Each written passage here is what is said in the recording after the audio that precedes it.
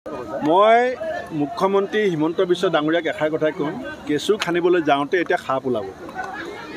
আমি কথাবিলাক অলপ চাই আছোঁ, কিন্তু মই মুখ্যমন্ত্ৰীক কৈ থলোঁ যে কেঁচু খানিবলৈ নাযাব, সাপ ওলাব। আপুনিও সন্যাসী ভাও ধৰি আছে, আপোনাৰো অতীত আমি চবেই জানো। প্ৰত্যেক সন্যাসীৰে যেনেকৈ এটা অতীত থাকে, হিমন্ত বিশ্ব শৰ্মাকো মই কৈ থলোঁ কেঁচু খানিবলৈ নাযাব। বঙাইগাঁও জিলাত মোৰ কেইখনমান সভা আছে, এইখন প্ৰথম সভা।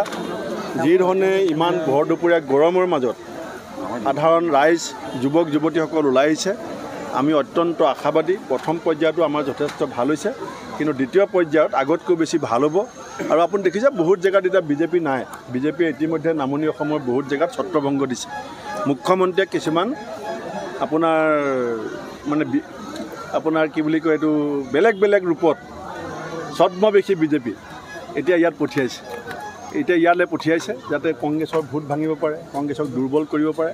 কিন্তু ৰাইজে সংকল্প লৈছে যে বিজেপিক 26 চনত ক্ষমতাৰ পৰা কেৱল কংগ্ৰেছেহে অপসাৰণ কৰিব পাৰিব। আৰু সেইকাৰণে আমি এই অঞ্চলৰ ৰাইজক কৈছোঁ যে কংগ্ৰেছ দলক শক্তিশালী কৰক।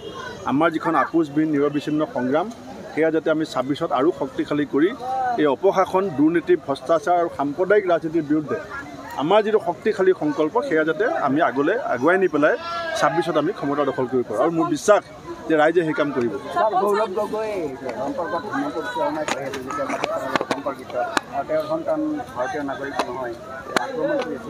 মই মুখ্যমন্ত্ৰী হিমন্ত বিশ্ব ডাঙৰীয়াক এষাৰ কথাই কম, কেঁচু খানিবলৈ যাওঁতে এতিয়া সাপ ওলাব।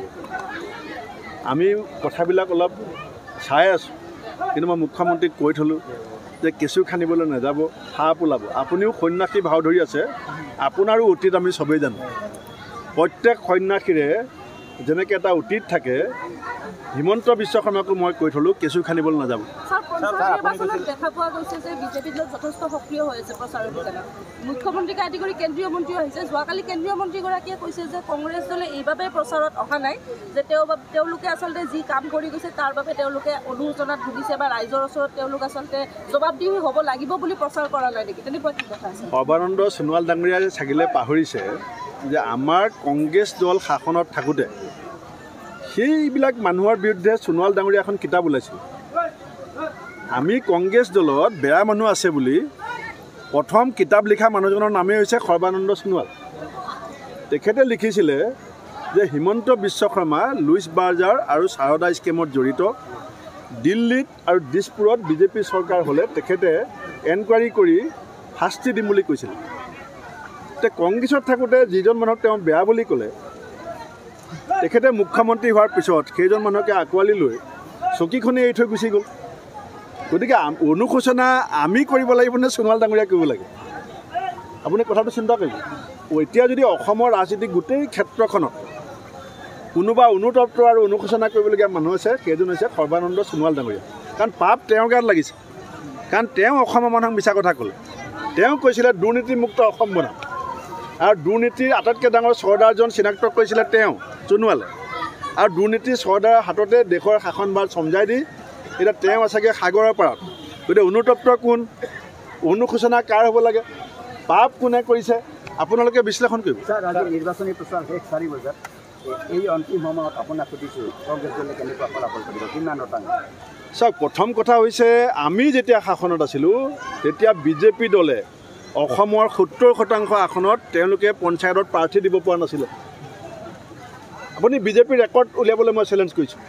কংগ্ৰেছ যেতিয়া 15 বছৰ শাসনত আছিলোঁ, 70% আসনত অন ৰেকৰ্ড মই কৈ আছোঁ বিজেপিয়ে কেণ্ডিডেট দিব পৰা নাছিলে। আজি অসমত প্ৰত্যেক জিলাই জিলাই, সমষ্টিয়ে সমষ্টিয়ে, জিলা পৰিষদ, আঞ্চলিক, ৱাৰ্ড মেম্বাৰ, আমি সকলোতে সমানে যুঁজিছোঁ। আৰু গণতন্ত্ৰত ৰাইজ হৈছে ভাগ্যবিধাতা। ৰাইজৰ মনত মূল্যবৃদ্ধি, নিবনুৱা সমস্যা, বানপানী, গৰাখহনীয়া সমস্যাৰ খুব আছে। আশা কৰ্মী, অংগনাবাদী কৰ্মী, গাঁওবুঢ়া, টেটৰ টিচাৰ, ভেঞ্চাৰ স্কুলৰ টিচাৰ, জলমিত্ৰ, কম্পিউটাৰ টিচাৰৰ মনত খুব আছে। PWD ঠিকাদাৰ, ৱাটাৰ ৰিচৰ্চৰ ঠিকাদাৰ, JJMৰ ঠিকাদাৰ, চবৰ মনত খুব আছে। এই খুবৰ বহিঃপ্ৰকাশ পৰহিলৈ ঘটিব। আৰু যদি বিজেপিয়ে বাহুবল, ধনবল বেছিকৈ ব্যৱহাৰ নকৰে, কংগ্ৰেছ এইবাৰ অপ্ৰতিৰোধ্য। ধন্যবাদ।